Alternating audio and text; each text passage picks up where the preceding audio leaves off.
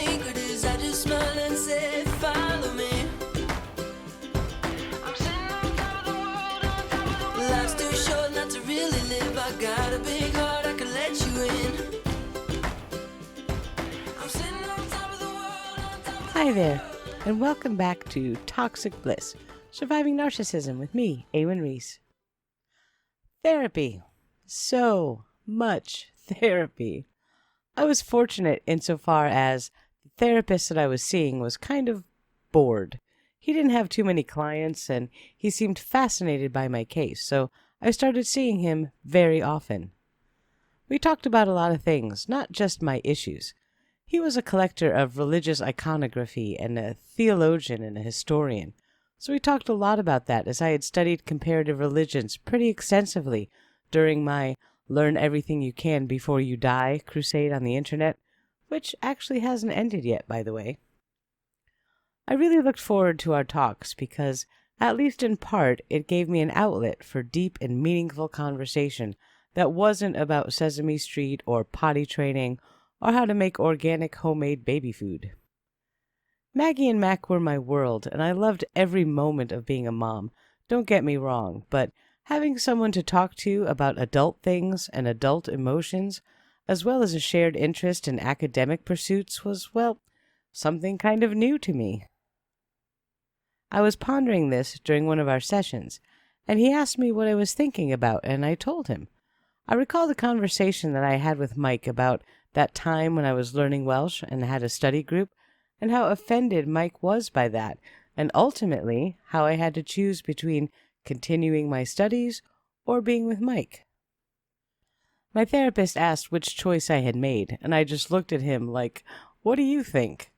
He chuckled softly and said he guessed that, and how did I feel about it? Well, I was angry and resentful. I didn't see why I couldn't love Mike and still study a language. Why did the two exclude each other in his mind? I had agreed to only work on my studies while Mike was at work even, but that wasn't good enough for him. I explained that even though I had given in to Mike's ultimatum, I never really understood why it was such a problem for him to begin with. I understand this event perfectly now, after all these years, but at the time, I didn't get it.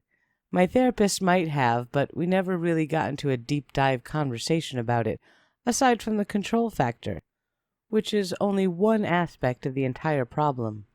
I will talk about this at great length later in the series, but the way I came to my understanding of it is also part of the story, so we can't go there yet. Sorry.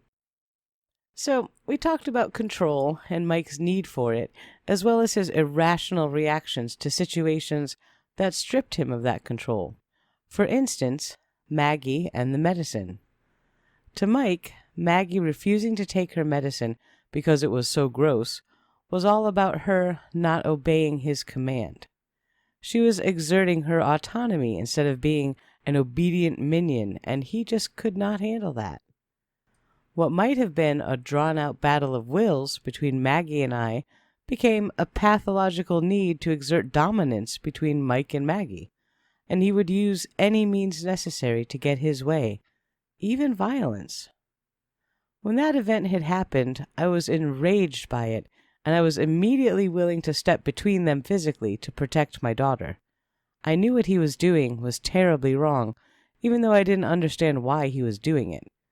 This information made a lot of sense, and I thought back to other instances of the same sort of behavior, and I started to see a pattern.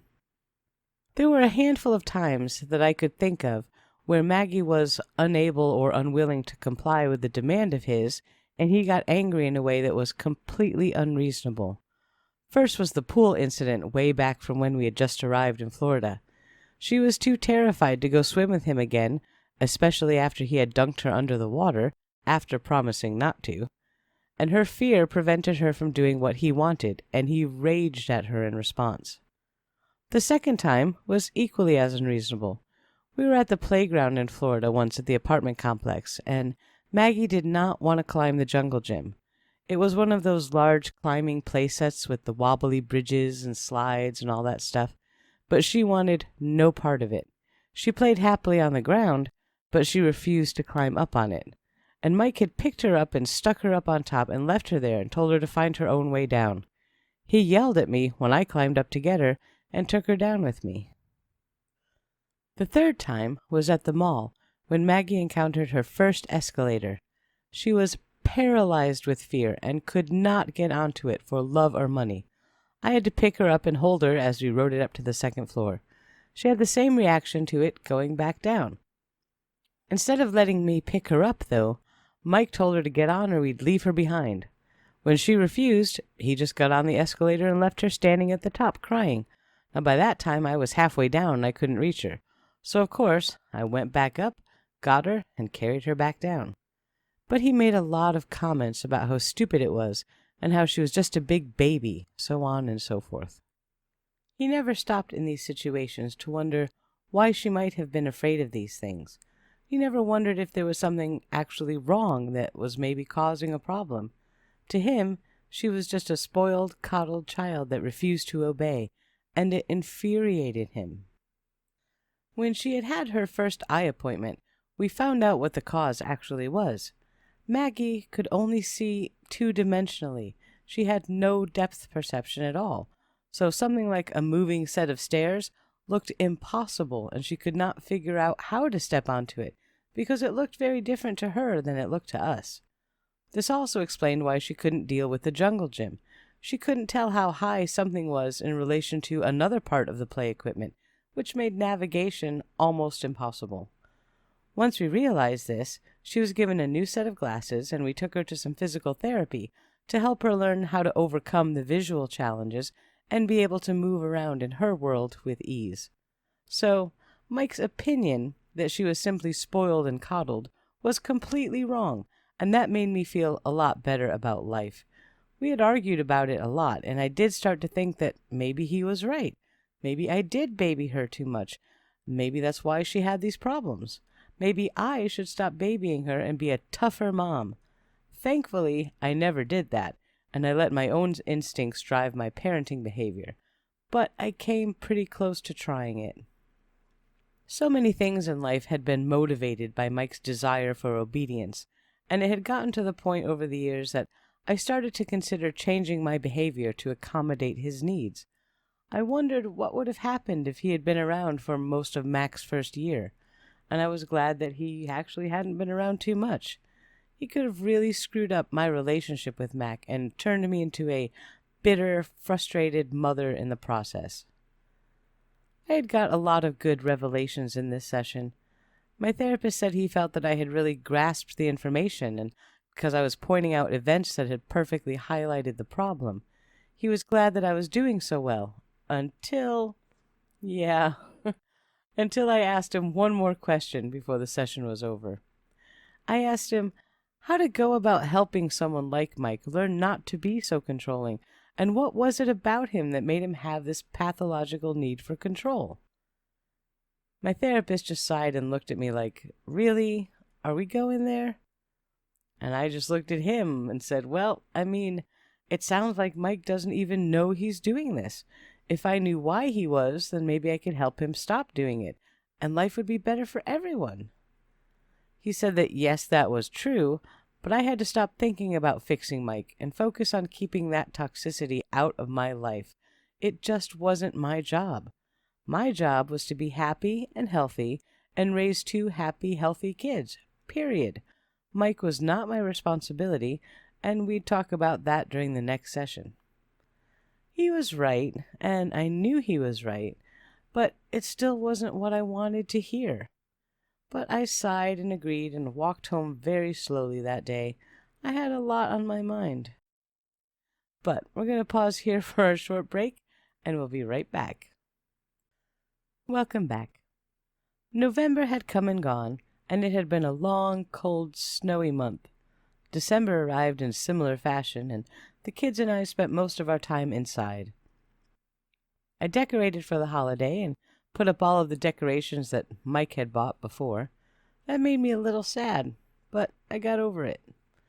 We did a lot of Christmas-themed arts and crafts and a ton of baking. I didn't have money to buy presents for my whole family, just like the years before, so I baked a lot and Maggie made cards for everyone. I put up our little Christmas tree and fretted about what to put under it. Because times had been so tight financially, I had often visited the local food pantry to bolster our meager pantry. When I went there in early December, they told me that they do a gift drive for kids for Christmas, and told me to pick whatever I needed for the kids.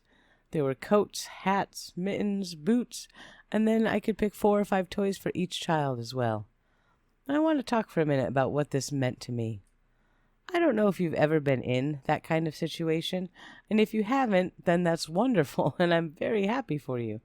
At the same time, if you haven't experienced lack to that degree, you may not understand this part. But I didn't have any money to speak of. I was on food stamps, which came to about $250 a month for all 3 of us. That's not a lot, and we had to eat a lot of crap garbage food to make the money stretch for the whole month. I tried to buy healthy things as much as possible, but there were a lot of ramen noodles, too. It wasn't pretty. Add to that the cost of diapers and wipes, but I was able to get WIC assistance for formula, baby food, and other things as Mac got older, like peanut butter, Kick cereal, Juicy Juice, things like that, and that was a tremendous help. Now, these programs are not a viable alternative to financial independence at all, but they sure do help when you've gotten yourself into a horrible mess and your kids are hungry. I don't advocate trying to purposefully get yourself into a mess and going on these programs to avoid having to work, but if you can't work and you need to feed your family, you do what you have to do. And I was very, very grateful that these programs existed. To have the local town food pantry send me home with coats and winter things for both kids and a pile of presents for each, as well as a week's worth of food, I can't even begin to express how thankful I was. The Christmas tree looked a lot better with presents underneath it, and I felt a lot better about life in general. We had another lovely holiday together with the whole family, and no one was left wanting for anything. January was gross, though. It was so cold and snowy and wet and slushy and gray. Just, ugh. I could not wait for spring, but it was still a long ways off. I had slumped into something of a hermitage for a while. I didn't want to go outside, except to get Maggie on and off the school bus, and I didn't talk to many people aside from my internet friends. I was warm and cozy inside, and I didn't feel any need to be sociable. I even skipped some therapy sessions simply because I didn't want to walk in the icy, snowy mess outside. Plus, there was a lot of hot cocoa and leftover Christmas cookies inside, so that's where I wanted to be. I had done a lot of reading online about how to handle controlling partners. I looked up tips and tricks to help your significant other not be a complete jerk. Things like that, and I felt that I had learned a few things that might actually help someday. My therapist would be tut-tutting if he knew that's what I was working on, but, oh well, I would not be dissuaded from my research. "You've got mail," my computer proclaimed loudly as I was trying to read. I opened my inbox and saw a note from Cloud Chaser Girl. Oh dear, what's this now, I wondered. I opened it and the email read, "Mike is all yours. You can have him back. I kicked him out this morning and I don't want anything to do with him ever again. Don't reply. I just want this over. Thanks." Oh, that's interesting. They made it about 3 months before she had enough of him.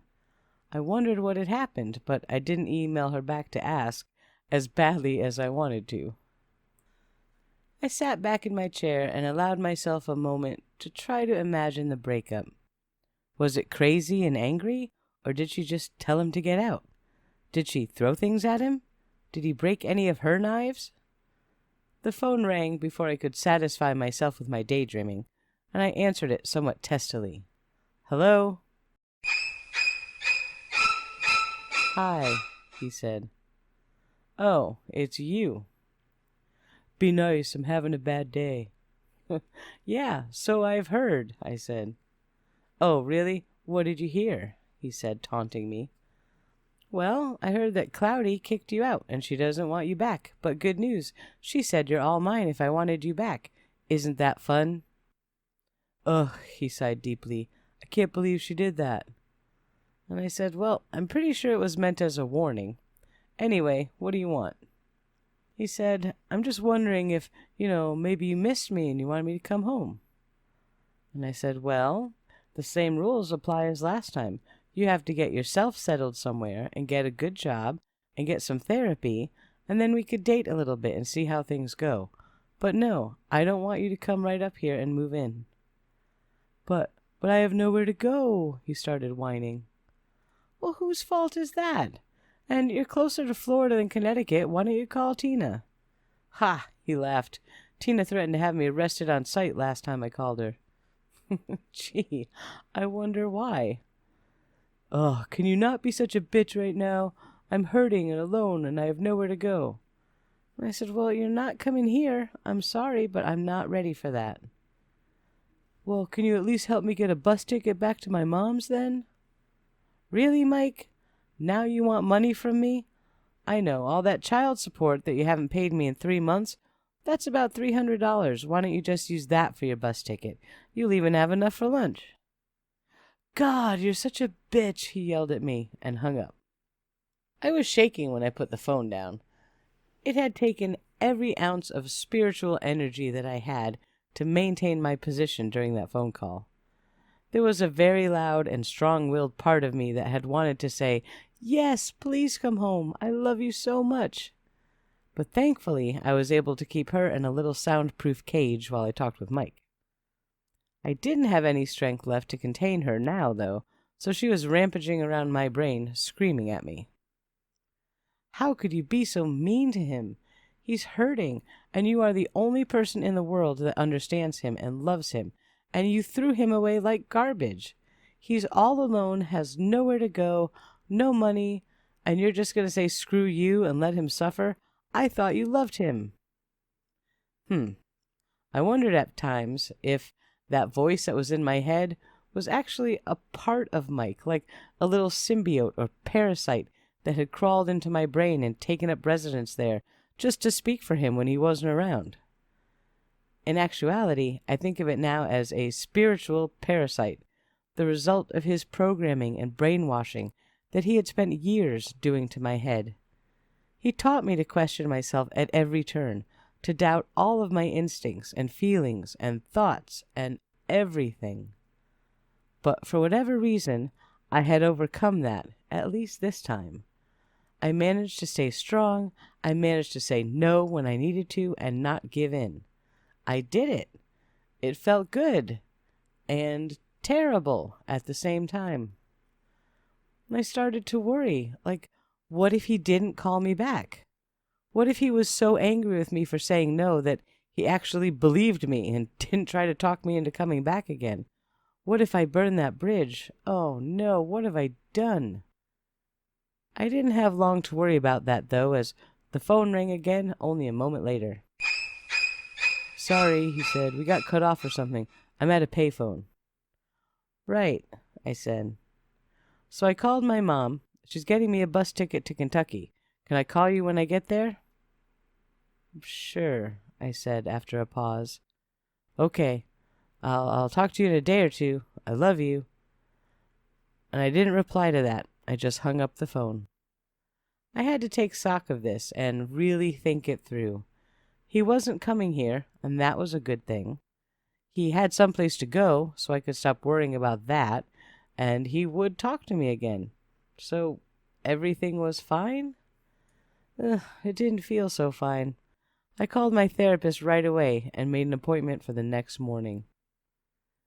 In the next episode, I come clean with my therapist about my motivations, and I do talk to Mike again. Which me is going to succeed here? The logical me, or the crazy symbiote parasite running around in my brain? Find out next time. And until then, thank you for listening, and take care. People ask me what my secret is. I just smile and say